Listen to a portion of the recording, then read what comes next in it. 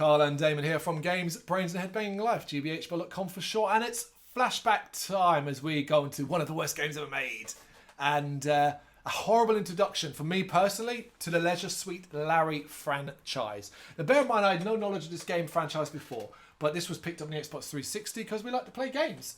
And hated it. Hated it. And later on, I would end up playing original Leisure Suite Larry games and finding them to be wonderful point and click games that had great adult rate, humour, were funny, were silly. There's some great Leisure Suite Larry games out there. Box office bust is not that.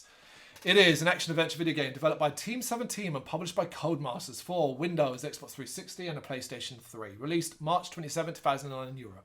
It is the 8th game in the series. Wow. And the first Leisure Suite Larry game to be released for 7th generation consoles. It was announced on January 17th.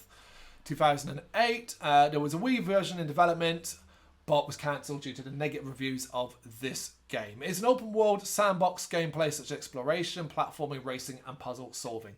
As with other games in this series, it features humour, attractive women, suggestive themes, although unlike Leisure Suite Larry Magna Cum Laude, this game does not contain nudity and sexual content despite its appeal for adult audiences. It's very tame in that regard. So, this is shite. So, favourite moment, things we like, things we don't like, favourite moments, scenes, bits of music. Favourite moments. Give me something. I mean, the only thing I can things you like, not favourite moments. The only thing I can think about really is the fact that the sandbox, the openness, I call bullshit on that. This was not open fucking... semi-open. You were in a film lot. And it was a big area, but that was it. A film lot. This was not fucking open world. It was a sandbox, but that was about it. And there was nothing you could do. The game was so restrictive. It wasn't like you were going around having fucking fun. You were going around collecting shit and doing stupid missions. Pretty much it, yeah. I mean, there's not really a lot to like about this game, to be fair. Right. Okay. I hadn't played a game that was this kind of like wink, wink, nudge, nudge towards sexualized content. There you go. It was my first experience of that. Even though it's super tame, childish shit here, that's what I've got. The first one in that series, actually, but I didn't even know there was 7 or 8 of them. There's more now. It's the first time I played in that series, and I remember actually quite enjoying the game. Really? Yeah. But I also remember how annoying it was and the amount of collectibles and crap missions there was to do it. But I do remember playing a lot of times with this game. Yeah, I mean, I will say I have completed this, all achievements earned, and done this because I felt like I almost had to. But I disagree with what you're saying. From the very moment you turn it on, you're like, oh, this looks like shit. Oh, this sounds like shit. Oh, the controls are terrible. Oh, platforming is a nightmare. Oh, you want me to collect 50 of these trophies? Yeah, I have no clue where they are. They're hidden in random areas. And when I've got 49 out of 50, fuck knows where the 50th is. No. We moved on to things we don't like because things we like is impossible. Things don't like everything about this game. It looks like shit. It sounds like shit. Its humour is beyond childish. It's not even fucking clever. It's stupid, tame sex stuff for teenagers to go over. The control's terrible. You're trying to platform with this fucking idiot, Larry, Larry Lovage. Yeah, Larry Lovage. No, it's not. It's his nephew, isn't it? It is. It's Larry Lovage. Is the original is Larry Laffer. Yes, there we go. And he's just fucking obnoxious. Everyone's obnoxious in the game. The voices are obnoxious.